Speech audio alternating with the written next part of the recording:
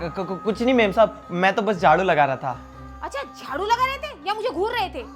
नहीं मेम साहब, आपको गलतफहमी हुई है, मैं तो बस झाड़ू लगा रहा था। अच्छा एक बात बताओ, ये गेट कैसे खुला?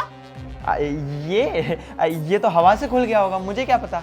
हवा से भी कोई गेट खुलता है? सच में मेम साहब, मुझे नहीं पता, ये खुद में खुद खुल गया होगा, मैं तो झाड़ू लगा रहा था यहाँ पे। अब खड़े क्या हो, जाओ मेरे लिए चाय बना के लाओ। अच्छा ठीक है मेम साहब, मैं पहले झाड़ू लगा देता हूँ, उसके बाद चले जाता हूँ। मेरी बात काटोगे अब तुम? जितना कहा उतना करो। अच्छा ठीक है मेम साहब। और गेट बंद कर दो।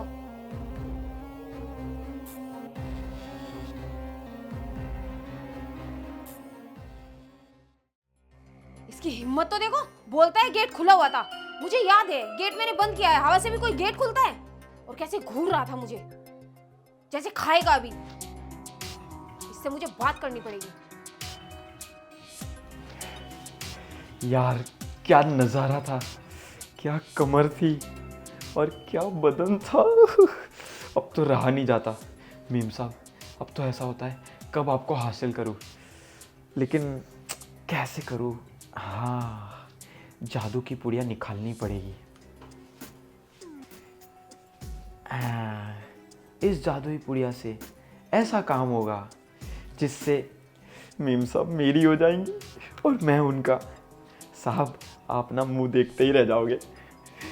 अभी काम करता हूँ, जल्दी से चाय बना देता हूँ और ये नशीली दवाई उसमें मिला देता हूँ। हाँ ये सही रहेगा।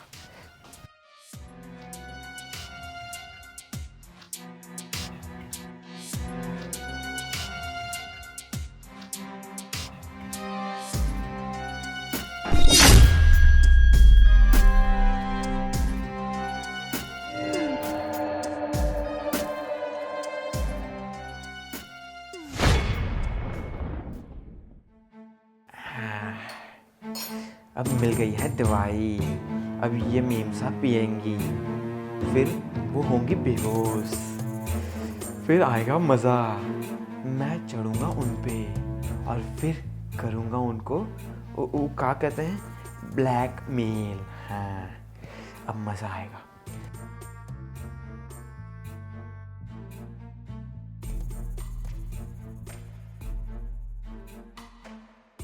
हाँ, आज के बाद मीम साहब मेरी और मैं मीम साहब का, क्या बात है।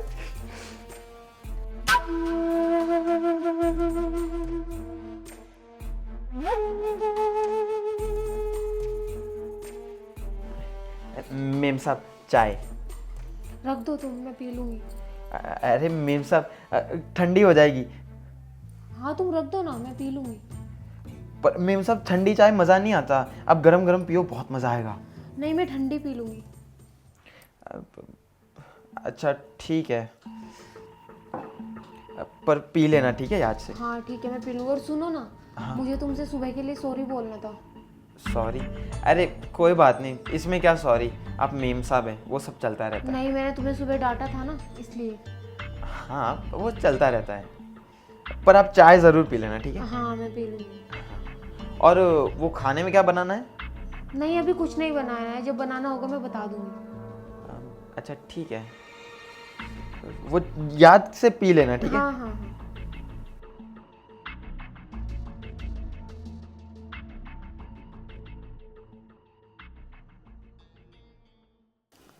मैं जानती हूँ तू चाय पीने के लिए मुझे क्यों फोर्स कर रहा है, ताकि मैं बेहोश हो जाऊं और तू मेरा फायदा उठा सके।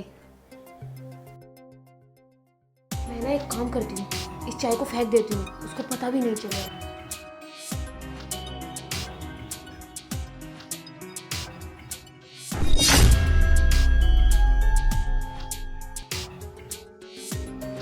अब जल्दी से बस मेरे पति आ जाए और फिर हम इसको बताते हैं।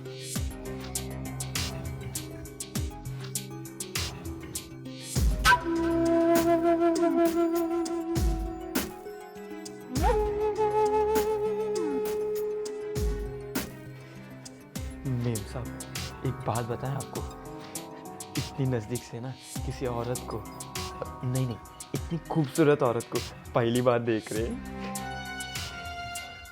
छूने का मन कर रहा है, छू ले।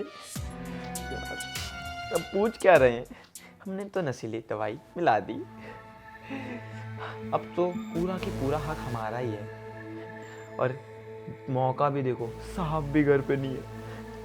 साहब तो आएंगे लेट, तब तक हम हो चुके होंगे लेट। अभी मज़ा आएगा। अब ना सब्र नहीं हो रहा, बाकी बातें ना बाद में करेंगे, पहले जो करने आए वो करते हैं, ठीक है?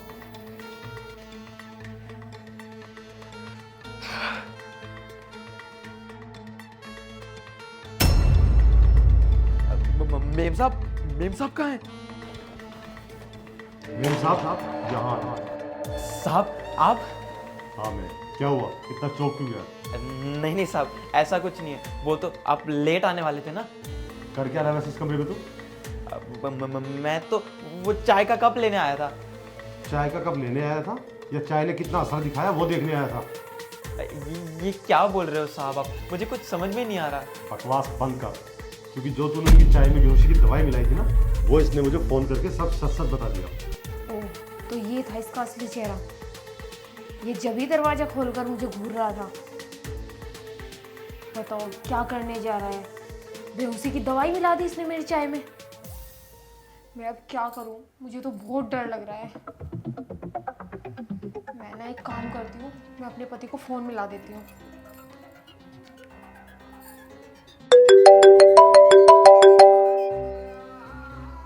हाँ बेबी बोलो ना। कहाँ हो तुम? मैं एक क्लाइंट के घर आया था मीटिंग के लिए। आप जल्दी से घर आ जाइए। क्या हुआ, इतनी घबराई क्यों लग रही हो? सब सही तो है ना? कुछ भी ठीक नहीं है यहाँ पे। वो जो आपका नौकर है ना, रामू, क्या किया राहुल ने? इसने मेरी चाय में बेहोशी की दवाई मिलाई है।